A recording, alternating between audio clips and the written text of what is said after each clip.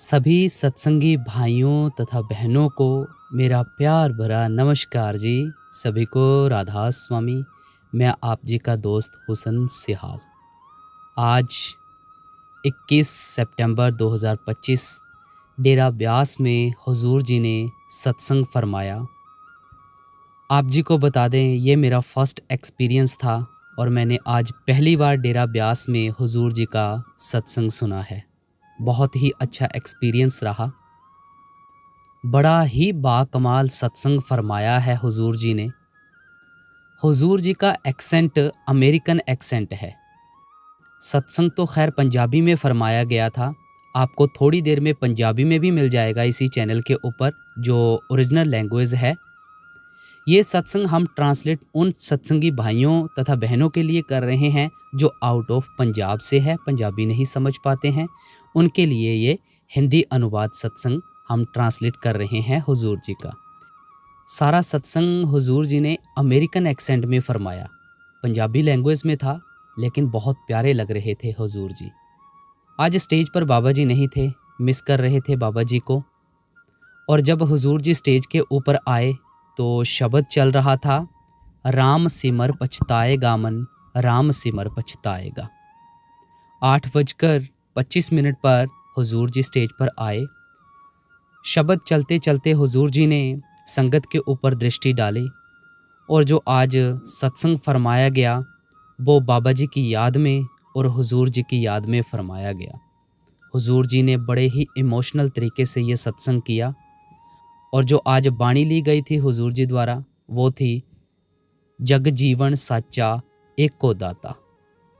8:30 पर हुजूर जी ने सत्संग फरमाया और लगभग 1 घंटे तक हुजूर जी ने यह सत्संग फरमाया। आप जी ने फरमाया, यह तीसरी पातशाही श्री गुरु अमरदास जी महाराज जी की बाणी है। हुजूर जी भी फरमाया करते थे, जो संत महात्मा होते हैं वो अलग अलग रूप में आते हैं, उनका मूल रूप हमें समझाना होता है। संत मत के ठोस जो मूल स्रोत हैं वो हमें यही समझाते हैं कि हमने भक्ति किसकी करनी है और कैसे करनी है, कैसे उस कुल मालिक से जुड़ना है। हम सत्संग में आए हैं तो कितनी कुर्बानियाँ करके आए हैं। कुर्बानियाँ इन द सेंस, घर-बार छोड़कर आए हैं, बच्चों को छोड़कर आए हैं, पशुओं को छोड़कर आए हैं। जिंदगी में उतार चढ़ाव आते रहते हैं। हमको ये याद होना चाहिए, ये एहसास होना चाहिए कि मालिक हमारे अंग संग है और मालिक है। फर्क सिर्फ हमारी सोच में है। हम अमल नहीं करते हैं। सत्संग में आकर हमने कुछ साथ में लेकर जाना है। 40 साल हुजूर जी और 35 साल बाबा जी ने हमें समझाया। हमने समझकर आगे बढ़ना है। आप जी हमें ये भी फरमाते हैं, एक पिता एक कस के हम बारिक। मालिक एक है, किसी ने नहीं कहा 2 हैं या 3 हैं। अलग अलग धर्मों ने अलग अलग नामों से पुकारा जरूर है, लेकिन वो ताकत एक है जो सृष्टि को चला रही है। देखो, देश को चलाने वाला प्रधानमंत्री भी एक है। हम अनेकता में क्यों फंसे हुए हैं? इसी अनेकता में फंसे रह जाते हैं और हमें समझ नहीं आती है। हम अपने आप को अलग अलग धर्मों में बांट कर बैठे हैं। जैसे हम छोटे बच्चे होते थे, हमें कुछ नहीं पता था। बड़े हुए, जिम्मेवारियां बढ़ी, ध्यान फैलता गया, अनेकता में फंस गए और फंसकर यहीं रह गए। वो जो मालिक है वो निराकार है।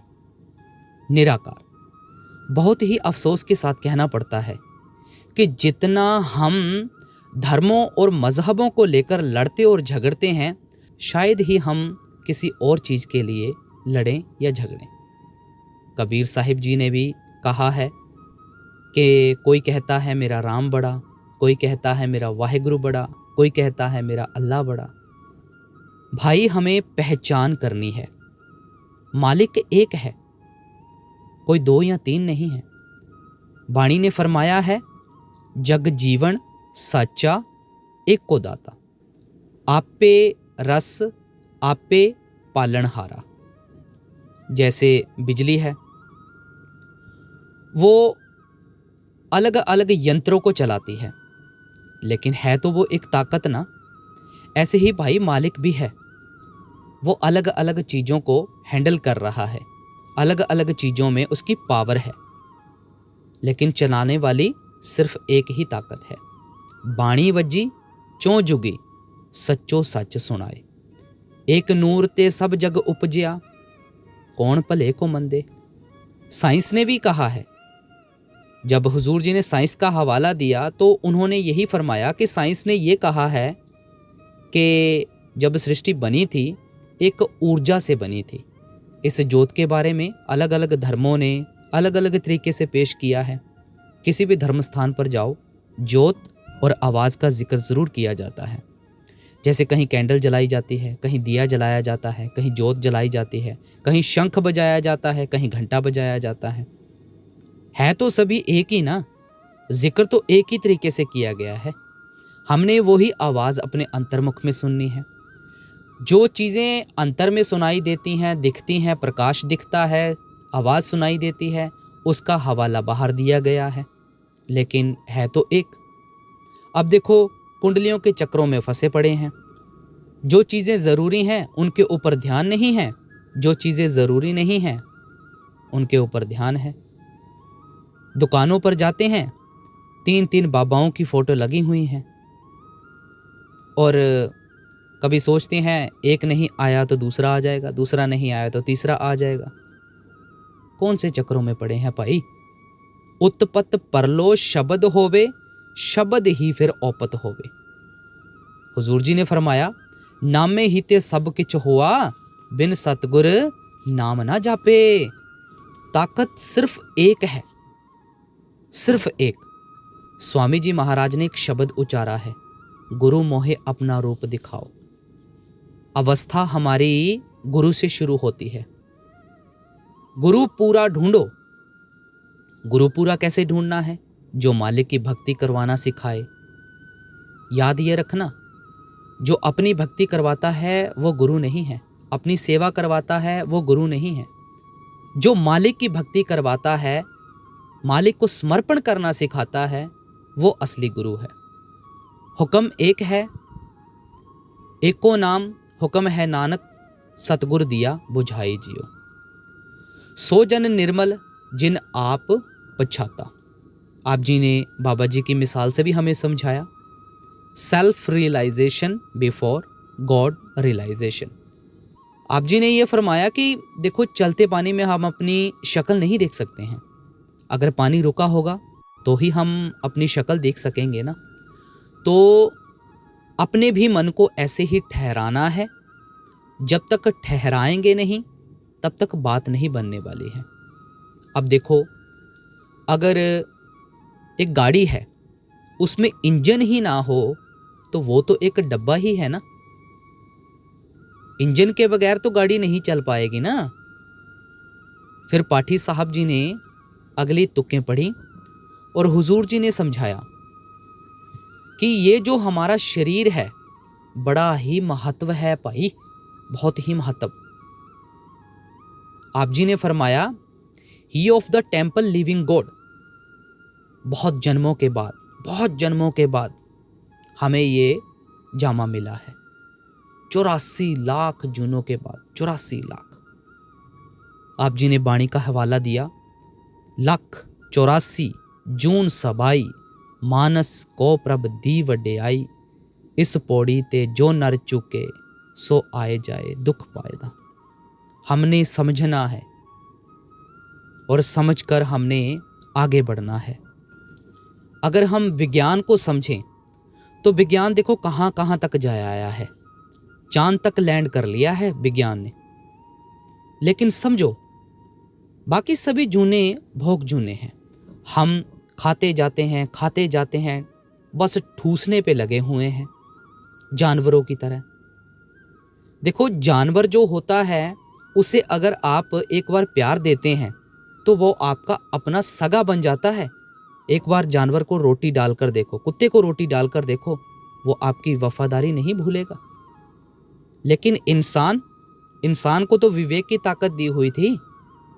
अगर इसके साथ थोड़ा सा दुर्व्यवहार किया जाए ये दुश्मन बनकर बैठ जाता है, सारी चीजें भूल जाता है। एका संगत एकत गृह वसते, मिल बात न करते पाई। एक ही घर में रहते हैं लेकिन पहचान नहीं करते। हौमे की दीवारें खड़ी की हैं। बाबा जी हमेशा समझाया करते थे, बाबा जी हमेशा समझाते हैं कि हमने असल की पहचान करनी है और पहचान करके हमने आगे बढ़ना है। हम तो यहाँ आकर 5 विकारों में भूले पड़े हैं। 5 विकार तो हुजूर जी ने फरमाए। उन्होंने कहा कि 6वीं बीमारी हमें एक और लग गई है, सेल फोन, मोबाइल फोन। बस मोबाइल फोन के गुलाम बने पड़े हैं। जितनी जिंदगी हमारी मोबाइल फोन ने खराब की हुई है, शायद ही ये 5 विकारों ने की हो। आजकल तो सब उलट ही चल रहा है। नाम रते परम हंस बैरागी, निज कर ताड़ी लाई है।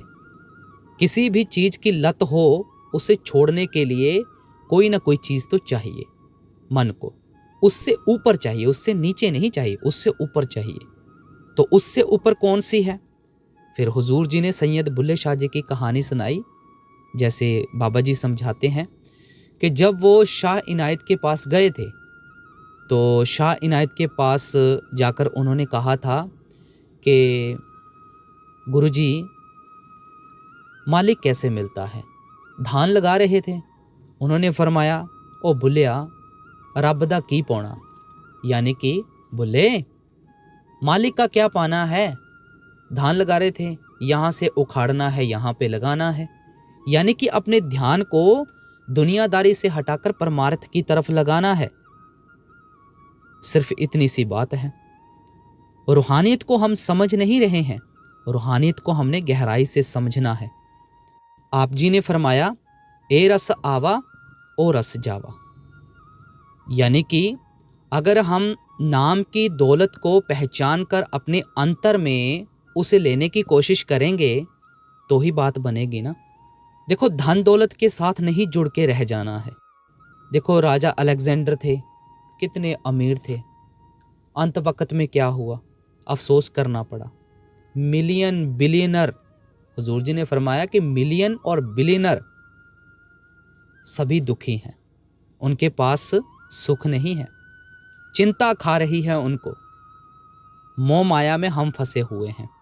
फिर आप जी ने बाणी से फरमान दिया, 9 दर ठाके तावत रहाए, 10वें निज घर वासा पाए। ओथे अनहद शब्द वज्जे दिन राती, गुरमती शब्द सुनावणी। 9 द्वारों से हमने ख्याल को इकट्ठा करना है और अपने तीसरे तिल पर लगा के उस मालिक के घर को जाना है।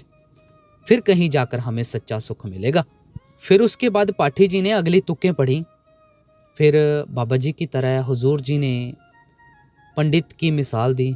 पढ़ पंडित अवरा समझाए, घर जलते की बात ना पाए, या पता नहीं, शायद ऐसी कुछ तुक है। ये कमेंट बॉक्स में आप ज़रूर बता दीजिएगा, भूल गई मेरे को, ये माफ़ी चाहते हैं। कि पंडित समझाने पे लगे हुए हैं, ये कर लो, वो कर लो, फलाना कर लो। अपने घर में विधवा लड़की बैठी हुई है, उसकी शादी तो कर नहीं होती है, उसके पीछे लगे हुए हैं पंडितों के। अब देखो, आप जी ने ये भी फरमाया कि कोई धागे बांधने पे लगा है, कोई हवन कराने पे लगा है, ना जाने क्या क्या करवाता है। फिर हुजूर जी ने खोल कर समझाया कि अगर इन सब चीज़ों से कुछ हासिल होता हो तो बिजनेसमैन, पॉलिटिशियन, प्रधानमंत्री, ये तो कभी दुखी ना हो, ये तो हमेशा सुखी रहें। सोच विचार हमने करनी है, किसी और ने तो करनी नहीं है। फिर हुजूर जी त्योहारों के ऊपर बोले कि आजकल त्योहारों का दिन है, आगे त्योहार आएंगे, जैसे नवरात्रे आएंगे, दशहरा आएगा। कपड़े पहनने कौन से हैं, कौन सा सात्विक भोजन खाना है। हुजूर जी ने फरमाया कि मालिक क्या 9 दिन ही आएगा, बाकी दिन नहीं आएगा। दुर्गा माँ ने कितना कुछ किया है, कभी उनके बारे में विचार करके देखा है? जब राम जी वनवास गए थे, उनको भी एक को ही हुक्म दिया गया था। आजकल तो सब उलट हुआ पड़ा है। बॉलीवुड की धुन में भजन चल रहे हैं। एकाग्रता कैसे आएगी? बाहर के कर्म कांड से अगर हम निकले ही नहीं तो एकाग्रता तो बनने वाली नहीं है। फिर आप जी ने बाणी से हवाला दिया, पढ़िए जेते बरस बरस पढ़िए जेते मास पढ़िए जेते आरजा पढ़िए जेते सास, नानक लेखे एक गल होर हो मैं चखना चाक। ग्रंथ पोथियों को पढ़ते जाएं, तोते की तरह रटते जाएं। जैसे बाबा जी कहते हैं, तोते की तरह रटते जाएं, अहंकार आ जाएगा पढ़ने का। क्या फ़ायदा अगर हमने अमल ही ना किया? कुछ फ़ायदा नहीं। हुजूर जी ने फिर ठोक कर जवाब दिया। आप जी ने कहा, लोभ रूपी कुत्ते की तरह ना भौंकते रहते हैं।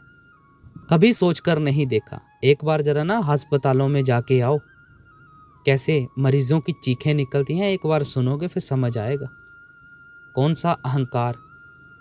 आप जी ने ये फरमाया, दिन में 24 घंटे होते हैं।